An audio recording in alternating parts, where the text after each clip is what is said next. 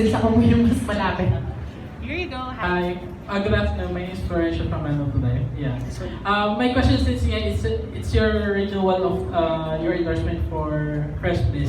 Magkakaroon ba ng bagong TPC since you already have one? And yun nga, magkakaroon ba ng mas malawak na marketing strategy with you around the Philippines or around for the brand? Maybe I'll be the one to answer that. So by the way, I'm Anna Vallaneda, the Senior Brand Manager for Fresh Bliss. So we're very happy with the renewal of Maine. And from the very start naman talaga, Maine has helped us build our brand. And right now, it's really a strong challenger in this category. And with your question, what would be our next level of plans for Maine? Definitely, you'll see more of her in the coming months, especially on the platform where dun siya nag-start. So for the TV, not in the near months, in the coming months, but it's more of digital. Thank you very much. Okay, let's move on to our next question. Yes. Hello, hi Isa. Hi, I'm Isa Cosmo. I'm with Red Cosmo Tunisia. So my question is more general actually. What would be your advice for someone who maybe hasn't learned about self-love? Someone who hasn't learned about self-love, what would be your advice for someone who's still in the beginning of that journey? Well, to be honest, actually, mahirap magbigay ng advice to someone who's struggling for self-love. Kasi me, myself, parang nandun pa rin ako sa stage na yon. And ako, nahihirapan din ako kasi may mga times na parang magda-doubt ka sa sarili mo, sa mga kaya mong gawin. And siguro, sobrang cliche man pakinggan, pero ang maibibigay kong advice sa kanila is to believe in themselves.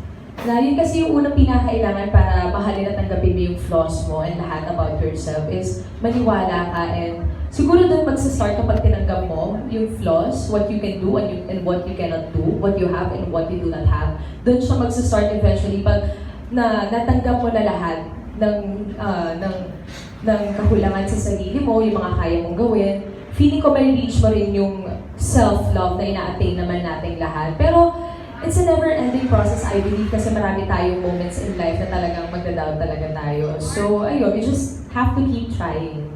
Thank you so much. Thank you very much, Isa. Napaka-meaty nung sagot. Totoo naman talaga yun. Life is full of ups and downs. So, may experience natin yan. Any other questions, please? Yes, ma'am. Here, Jessica. Just have several questions. I'm Jessica from Manila Bulletin. By the way, congratulations to all of you. First, May, are there times na pagising mo sa umaga? Because I think like every woman naman na parang ang feeling mo ang pangit mo. Like, di ba? Yung feeling mo, hindi ka confident sa sarili mo. How do you handle it? Actually, hindi lang pagising sa umaga.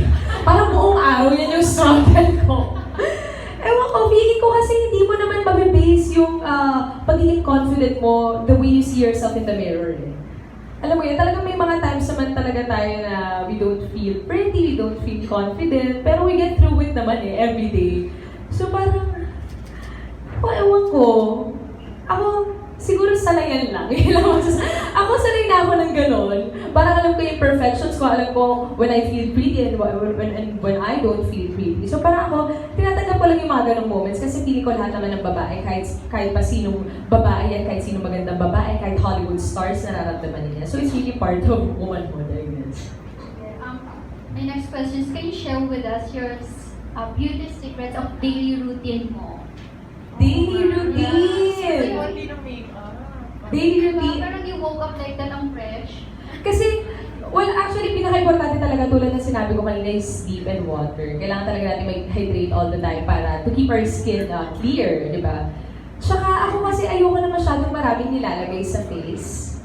So ako parang I cleanse lang and then astringent, tapos moisturizer na, lalo na kapag meron akong shoot and everyday akong babad sa makeup. And syempre sa hygiene, alam naman natin ako, medyo ma-arte lang kasi twice ako naliligo morning and night. And of course, kailangan talaga natin i-wash every part of our body, lalo na yung syempre private part, and then we use Betadine Fresh Bliss. Ayun. i-answer na my third question. Thank you. Ayan. Thank you very much, Jessica. Any other... Yes, ma'am. Sa likod po. Hi, I'm Jen, mommy blogger. Sa mga taga-Betadine po, why did you choose to refresh Miss Maine as the brand ambassador of Betadine?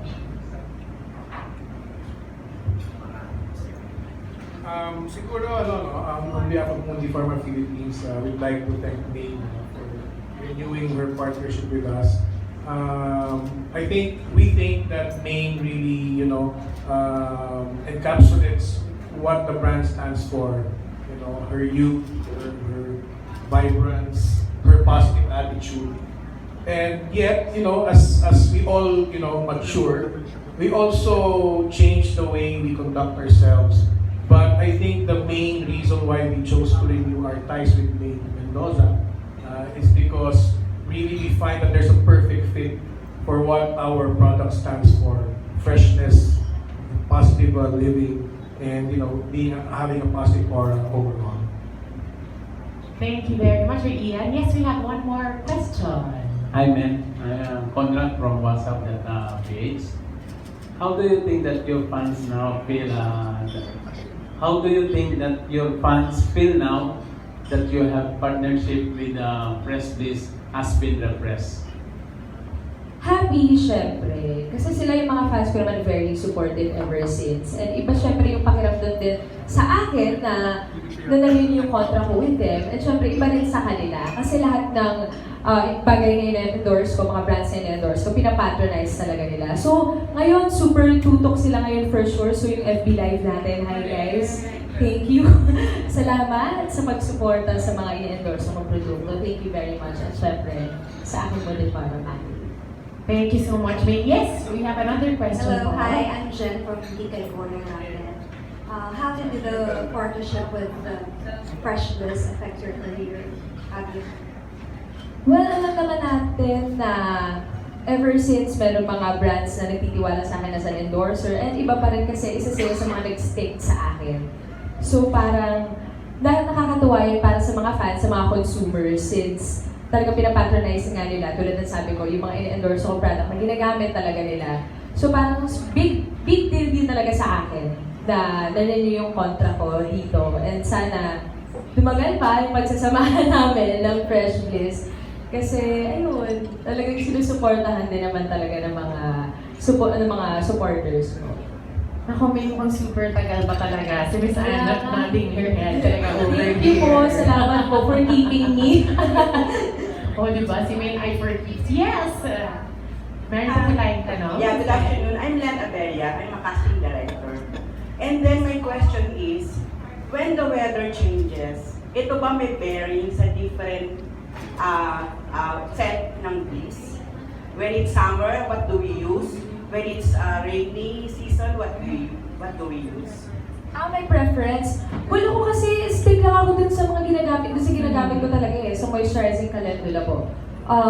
Nonetheless, kahit ano ba po yung weather, sa akin, wala naman ako nakikita ng any negative effect dun sa variant na ginagamit ko. Pero, hindi ko po alam if may effect ba yun na iba. Siguro yun din yung tinatanong niya. I'm just curious. Yeah. Since we have different variants for the needs of different women, Okay. like for example, yung favorite ni Maine is moisturizing calendula because she needs the moisturizing effect of this product. Okay. However, let's say if you are into sports and you need a refreshing feel, Yeah. you use naman refreshing lemon verbena, so it's the green one. Okay. And then if you want odor control naman, so you use odor control witch hazel. So it's also popular because it has antioxidant benefits. Okay, that's good. And for basic protection naman, gentle for everyday use would be our Betadine lavender and pink. Oh, thank you very much for the information. You're welcome. That's Thank you very as nice. well. Thank you very much. A question niyo po, Ms. Len. Any other questions? Yes. Hello, I'm Isha from Malaya Business. Hi. My question is, if my period, does the calendula still maintain freshness during your period? Actually, period o wala. As in, talaga it refreshes, it cleanses well. Pero may mga times na ginagamit ko yung yung pink, yung antiseptic, pero you're only allowed to use it at least once or twice a week. So, lalo na kapag may period ka. So, yun. Yan pa rin yung ginagamit ko. Wala naman ako nakikita na yun. Pero mas prefer mo yung antiseptic kasi kapag may period. No, actually, once or twice mo lang siya kasi pwede gamitin, hindi mo siya pwede gamitin daily. So, for daily use, itong yellow yung ginagamit ko. So it's really the yellow one talaga. Yes.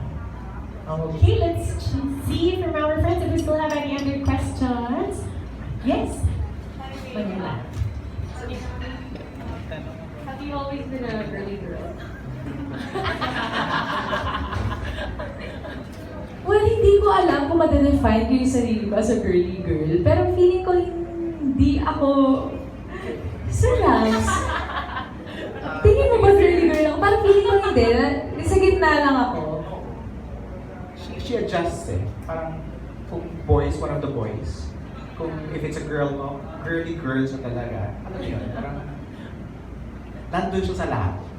But growing up, like, who taught you to do the habits that girls do before they become women? Or, taught you about katitayan? Can you share something? Actually, walang higay sa family ko eh. So, feeling ko influence sa akin ng internet, social media, like dun sa skincare routine, parang dun ko siya natutunan. Kasi sa family ko, like I've said, walang super kikay, so nobody taught me to dress this way, o yung mga kikay dress ups.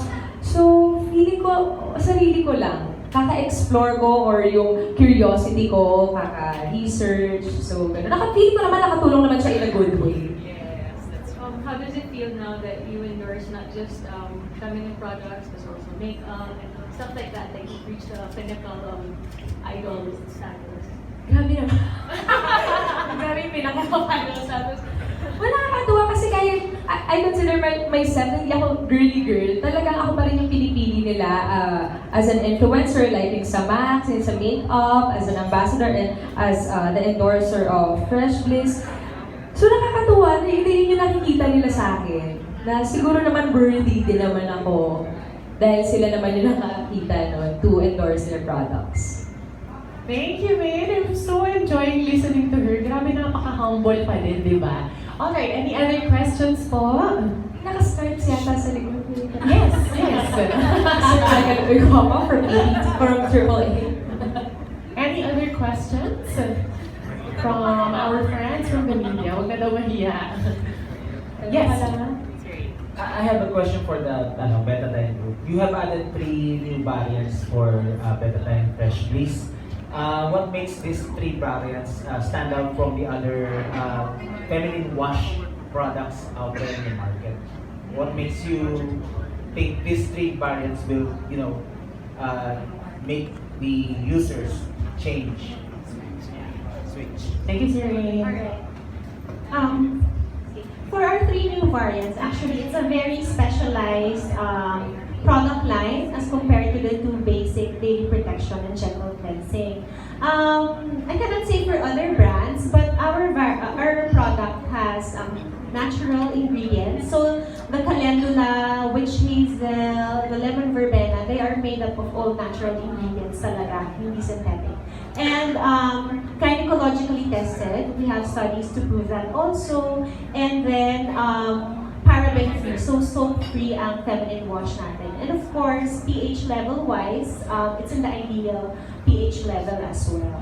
So it's different because it caters to different needs of the woman, of every woman in their stage of life. Thank you very much, Ms. Anne. Yes, Jessica. Follow-up question to that. Anyone can answer it. How do you encourage women to use feminine product daily? Because there's a taboo pa din about it. Like my mom, she's like, oh, don't use that. It has chemical. This might bring some irritation or whatever to you. How can we encourage women to use it? That's why our products are clinically tested. That's why sinabi rin namin na it's gynecologically tested. So hindi lang kami ang nagsasabi na it's okay to use the products, but even the experts are telling it's good for daily use. There's a certain age for a woman to start using feminine wash. From us, we cannot certainly answer that question because iba-iba kasi yung tao and kahit sabihin mo na magkaparehas tayo ng age, iba yung flora balance mo, iba yung flora balance ko. So, it's better really to ask your gynecologist when is the best time to use a feminine wash product. And especially if you're pregnant or if you have infections that you experience, so you really have to ask your doctor.